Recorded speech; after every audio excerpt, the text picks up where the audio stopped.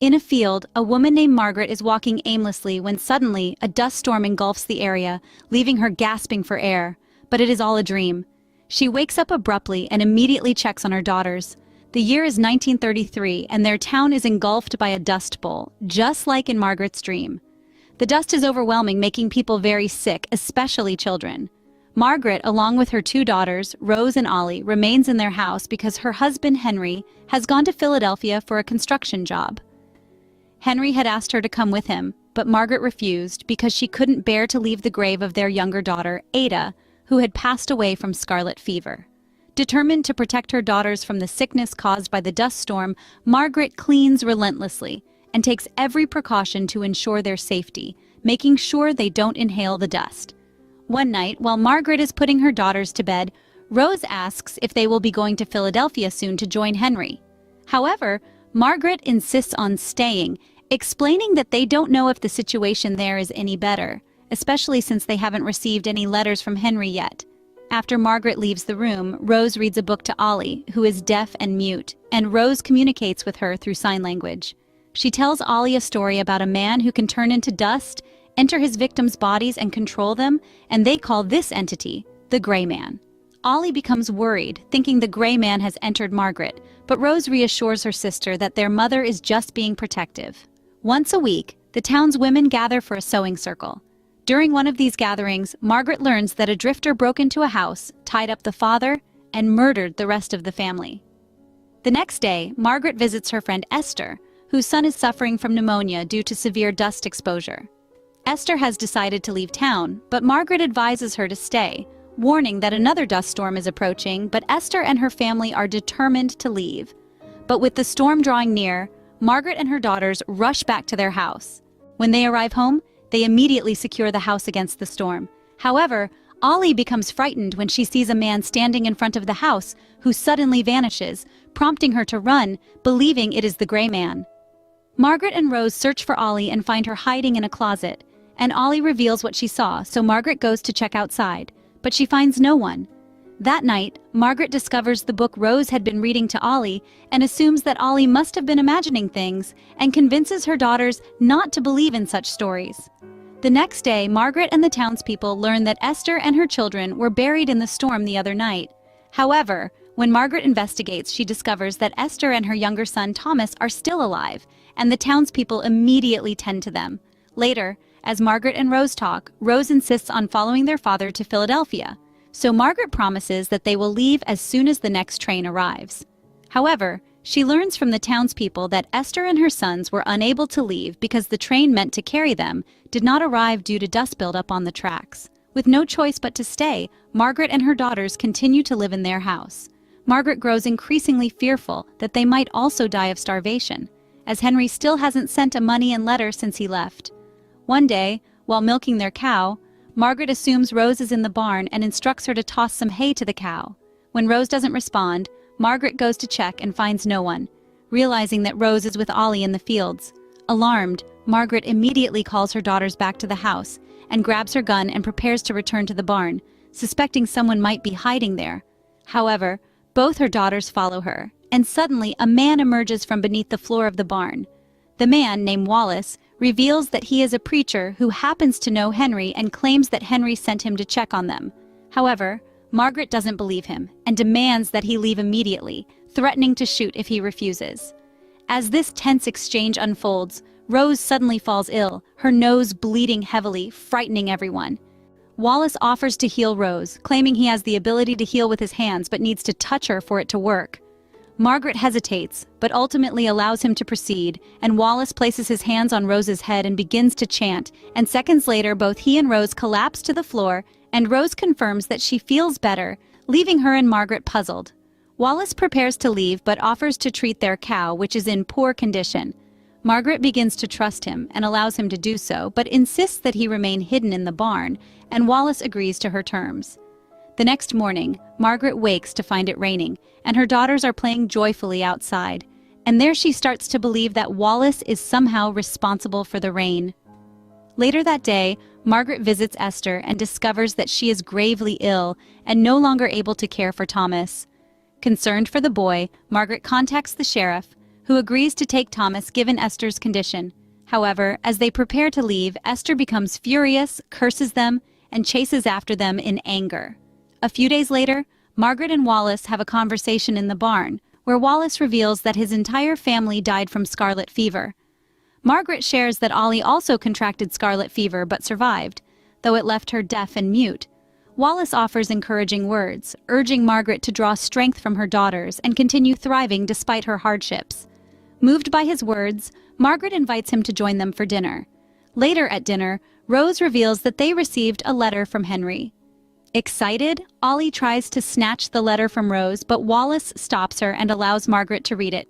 However, as Margaret reads the letter, she is shocked by its contents. She secretly instructs Rose to retrieve her gun, because Henry reveals that Wallace is a murderer who escaped from Philadelphia and had stolen Henry's coat along with his previous letters, which is how he knew their names and address.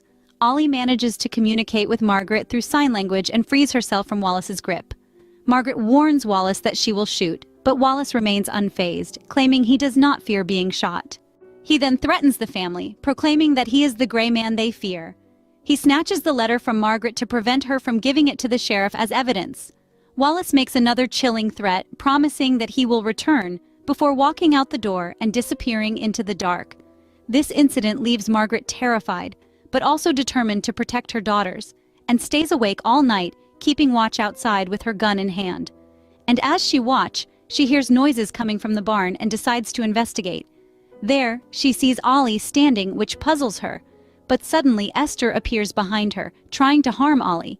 Margaret screams in horror, only to realize it was a hallucination, as it is already day and Rose is trying to calm her down, realizing Margaret had been standing guard outside all night. Over the next few days, Margaret becomes increasingly anxious. She forbids her daughters from leaving the house and stays up each night, blocking all the doors and windows to protect them. One day, Esther visits Margaret, looking well and recovered. She asks why Margaret hasn't been attending the sewing sessions lately. Not wanting to share the incident with Wallace, Margaret simply tells her that she hasn't been going out because of the dust. Esther then informs her that they have been invited to a gathering that evening, and Margaret promises to attend. Later that day, Margaret gives Rose a dress for the gathering. However, she soon hallucinates that Rose is choking on the dress and begins tearing it apart in panic, frightening both her daughters. It becomes increasingly clear that Margaret's hallucinations have worsened. Despite this, Margaret decides they should still attend the gathering that evening. She prepares herself and her daughters, and they head to the event. Upon arriving, Rose quickly approaches the sheriff, prompting Margaret to follow, fearing Rose might tell the sheriff about their situation. As Margaret approaches them, the sheriff unexpectedly asks her to dance, but while they talk, the sheriff notices Margaret is bleeding, and she decides to leave with her daughters. As they are about to leave, Margaret encounters Esther, who admits she met a healer who gave her a necklace. Margaret immediately realizes the healer was Wallace and informs everyone about what happened that night, shocking those present. And Rose assures everyone that her mother is telling the truth. However, the townspeople, including the sheriff, remain skeptical and are not convinced by Margaret's account. They immediately return home, and later, as they talk, they are startled by loud banging on the door, and Margaret grabs her gun and is forced to check. The dust and darkness of the night make it difficult to see, but Margaret ventures outside. As she inspects the surroundings, she hears someone speaking and begins to follow the voice. The voices scatter in the wind, making her increasingly paranoid. Suddenly, someone approaches her from behind and she fires her gun. However, the figure vanishes, leading her to believe it is Wallace who has turned into the gray man. She panics and instructs Rose to go back inside and lock the door, which Rose does immediately. Rose then goes to her room with Ollie but notices their door is open again. As she goes to investigate, she sees a shadowy figure walking toward her mother's room. Rose follows and finds Margaret standing by the wall, but Margaret suddenly leaves the house again, prompting Rose to follow her. Margaret walks to Ada's grave, where Wallace appears behind her. She turns and points her gun at him, but Wallace speaks in Rose's voice, pleading with her to drop the weapon. Terrified, Margaret is overwhelmed by hallucinations, convinced that Wallace is standing before her, and just as she is about to fire, her consciousness returns, and she sees Rose, crying and begging her to stop. Rose tries to explain that everything Margaret is experiencing is just hallucinations, and insists that she is sick and needs help. She urges her mother to tell the sheriff what is happening. However, Margaret reveals that she would rather live in her hallucinations, saying it is better than the harsh reality. She admits that following Ada to the afterlife feels like the only choice for them.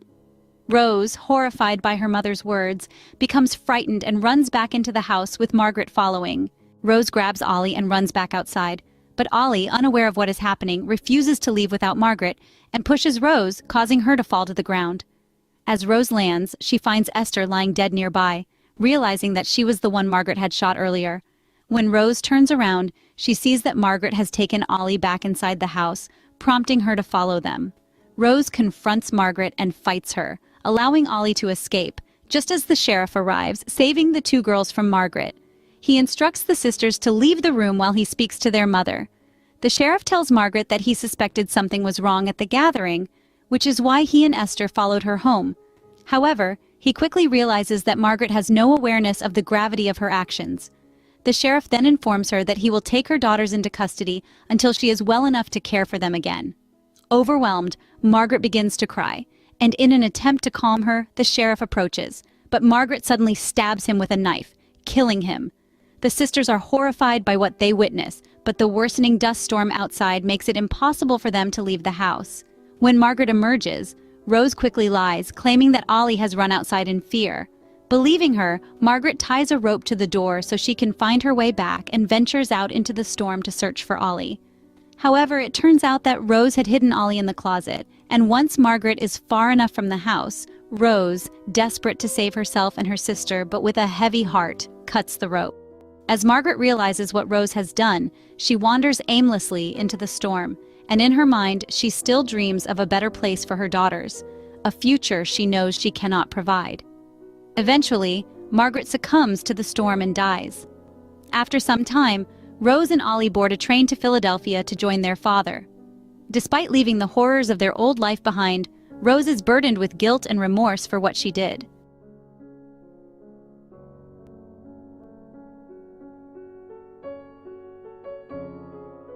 See you in our next film, Flash. Thank you for watching.